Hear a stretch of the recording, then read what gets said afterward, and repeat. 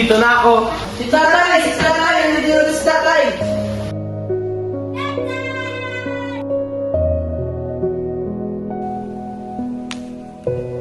Tay, pwede pa hingi? Apat oo naman anak. Sige, kumain na tayo. Yay! Kain po tayo! Mga kapatid, may pansigisado tayo!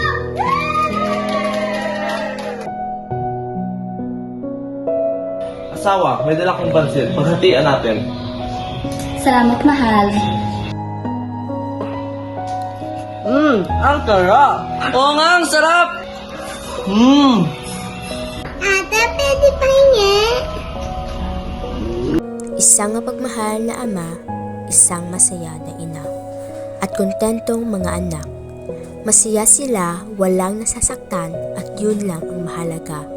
Ngunit sa isang iglap, nawala ang lahat. Hindi na umuuwi ng pagkain ng ama, nanggugulpi na ito. Ipinapalagay ng mga bata na swerte sila kung hindi itong umuuwi lasing o nanggugulpi. Kung umuuwi itong pasigaw at patabog-tabog, ay nagsiksikan ang mga bata, takot na maaring magulpi sila.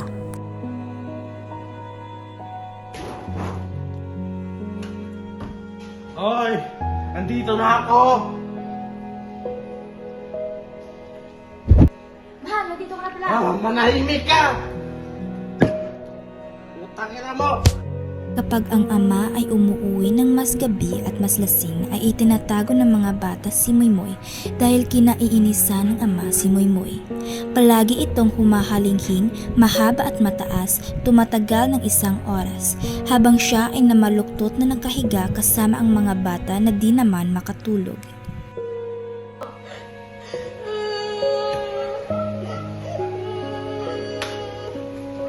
Moy? Okay ka lang, Moy? Nay! Si Moy humahalingin niyo naman! Moy! Tama na yan! Ayos mo na ako magkakabata!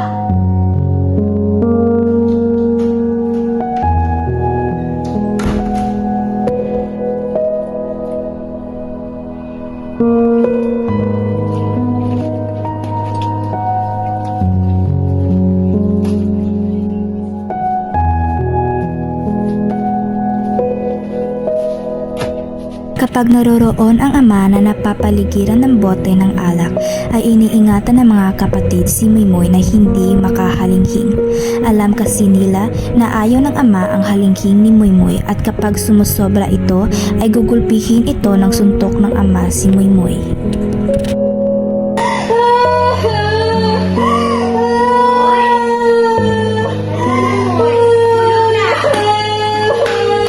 Noong gabi na umuwi ang ama na masama ang timpla dahil ito'y nasisante.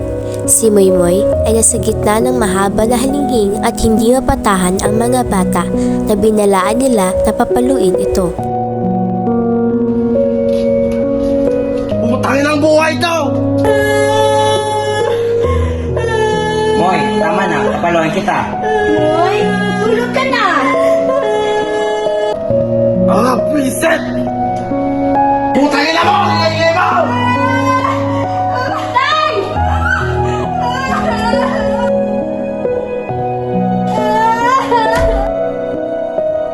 Moy! Moy! Moy! Moy! Moy! Moy! Ay, Moy! Gumising ka! Moy! Moy! Gumising ka! Moy! Ano nangyari sa'yo? Anak ko! Sinatang ko siya ni tatay!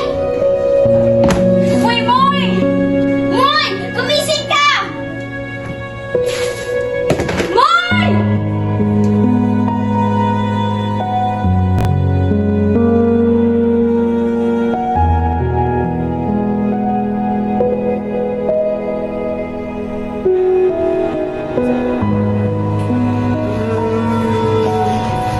Hoy! Anak, matawad! Patawarin mo ako!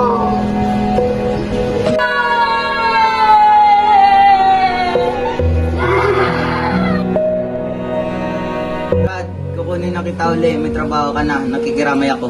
Salamat, boss. Maaari masinggero nga siya at pabaya ka na, pero baka matunan niyang mahal ang kanyang mga anak. Oo nga, no? Pasensya na sa lahat ng kasalan. Maging mabuting ama na ako. Muling nagkatrabaho ulit ang ama at itinupag niya ang kanyang pangakong magiging mabuting ama na siya. Simula nun, hindi na nanggugulpi ang ama at naging masayang pamilya na sila.